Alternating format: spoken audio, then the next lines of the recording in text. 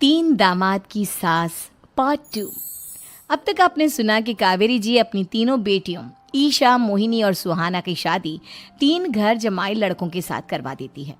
उन्हें लगता है कि ये लड़के शायद घर का कामकाज संभाल लेंगे, लेकिन उनके तीनों घर जमाई बहुत आलसी थे।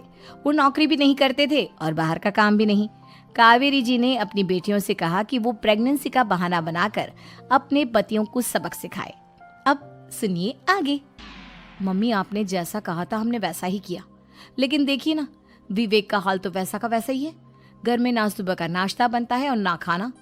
नौकरी पर जाने की बात करूं तो खाने को दौड़ते हैं मुझे। हाँ मम्मी, मैंने भी सुमित को कितनी बार कहा कि अगर नौकरी नहीं करनी तो कोई छोटी सी दुकान ही खोल लो, घर का खर्चा कैसे चलेगा। देखो दोपहर के 12 बजने आए और जनाब अभी तक सो रहे हैं। हाँ मम्मी, ईशा और सुहाना ठीक कहती हैं। अविनाश का भी यही हाल है। जब मैंने अपनी प्रेगनेंसी के बारे में कहा तो मुझसे कहने लगा, अरे दूसरी लड़कियां तो 9-9 महीने तक नौकरी करती है, बस डिलीवरी के टाइम छुट्टी लेती है। मोहिनी, तुम भी नौकरी करो। अब मुझे कहाँ नौकरी मिलेगी। मम्मी बताओ अब मैं क्या करूँ। हे भगवान, क्या सोचकर घर जमाई दामाद लाई थी मैं कि मेरी बेटियां मेरे पास रहेंगी और खुश रहेंगी, लेकिन इन आलसी दामादों ने तो हमारी जिंदगी को भी प्रॉब्लम में डाल दिया है। मैं तो कहती हूँ मम्मी, हम लोग वापस अपनी जॉब पर जाना शुरू कर देते हैं। बता देते हैं इन लोगों को कि हमने प्रेगनेंसी का बहाना किया है। नहीं नहीं बेटा, ऐसी गलती भी मत करना। अगर तुमने ऐसा किया तो इन तीनों की आदत और खराब हो जाएगी। अरे आज नहीं तो कल कभी तो तुम प्रेग्नेंट होगी, तब वापस यही प्रॉब्लम आएगी। तब क्या करोगी तुम तीनों। हाँ मम्मी, आपकी बात तो बिल्कुल सही है। इन लोगों को तो सुधारना ही पड़ेगा। लेकिन कैसे?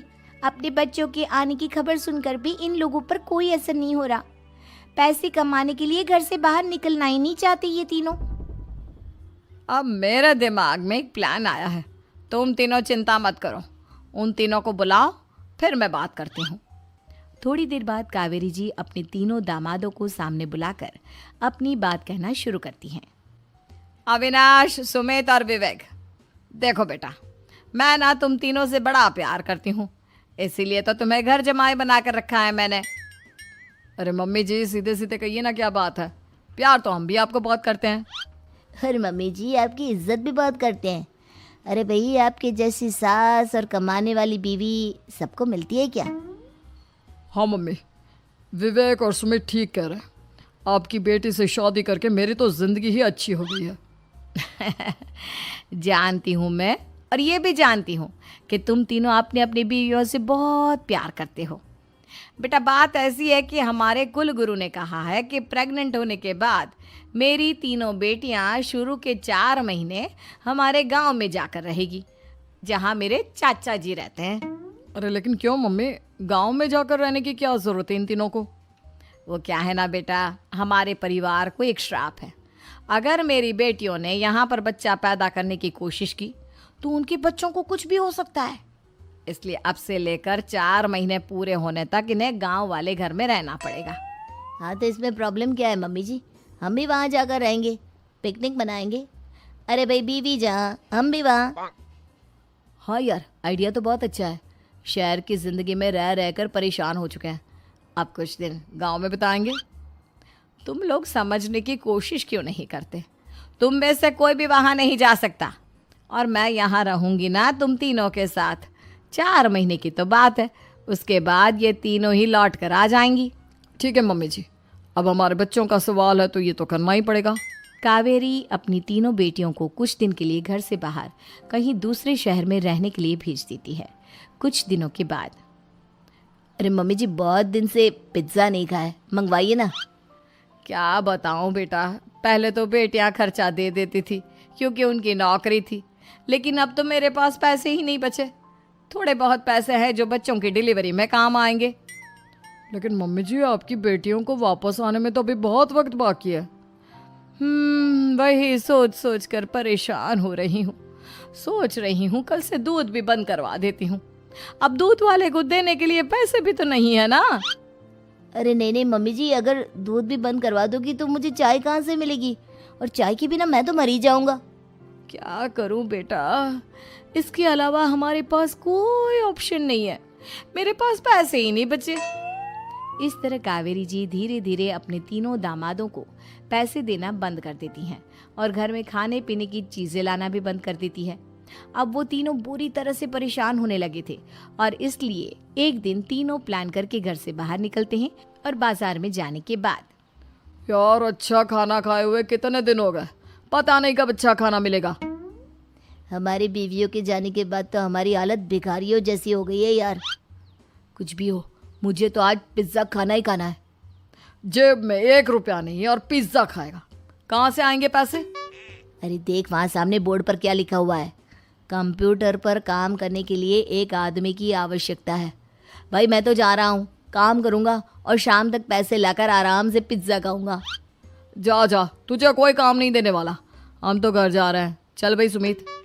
सुमित और अविनाश वहाँ से चले जाते हैं और विवेक उस कंप्यूटर शॉप पर सारा दिन काम करके 5,000 रुपये कमा कर घर लौट कर आता है और अपने खाने के लिए अच्छी अच्छी चीज़ें भी लेकर आता है। ये देखकर विवेक और सुमित के दिल में भी कुछ पैसे कमाने की इच्छा जागती है। अरे सुबह सुबह कहाँ चल दिए तुम? मम्मी जी एक बहुत अच्छी जगह मिली है, कंप्यूटर पर काम करने के 5,000 मिले थे कल मुझे। अगर रोज़ काम करूँगा तो पूरे 40,000 की तनख्वाह। अरे वाह, ये तो बहुत अच्छी बात है दामाद जी, आपको जाना ही चाहिए। सुमित और अविनाश विवेक को इस तरह तरक्की करते देखकर परेशान हो जाते हैं और वो दोनों भी काम की तलाश में निकल पड़ते हैं। धीरे धीरे उन दोनों को भी काम मिल जाता है। अब कावेरी के तीनों दामाद छोटी मोटी नौकरी करके अच्छा पैसा कमाने लगे थे। एक दिन कावेरी उन्हें अपने पास बुलाती हैं। अरे वाह, विवेक 40,000 कमा लेता है, अविनाश 60,000 और सुमित तुम भी 40,000 के आसपास कमा ही लेते हो। कुल मिलाकर तुम अच्छे खासे पैसे कमा रहे हो बेटा। हाँ मम्मी जी, बहुत मज़ा आता है जब महीने के एंड में मोटी रकम हाथ में आती है। पूछिए मत मम्मी जी, घर में रहकर रोटी बना बना कर और तो जैसा महसूस होने लगा था मुझे तो।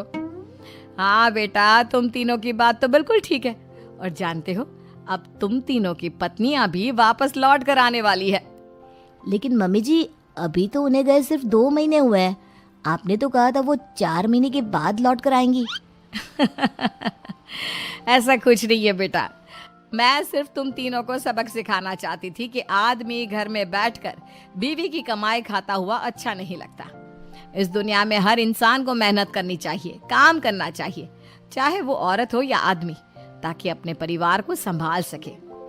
कावेरी की बात सुनकर उन तीनों को अपनी गलती का एहसास होता है और कावेरी उन्हें सच बता देती है कि ईशा, सुहाना और मोहिनी शहर में ही कहीं दूसरी जगह रह रहे थे।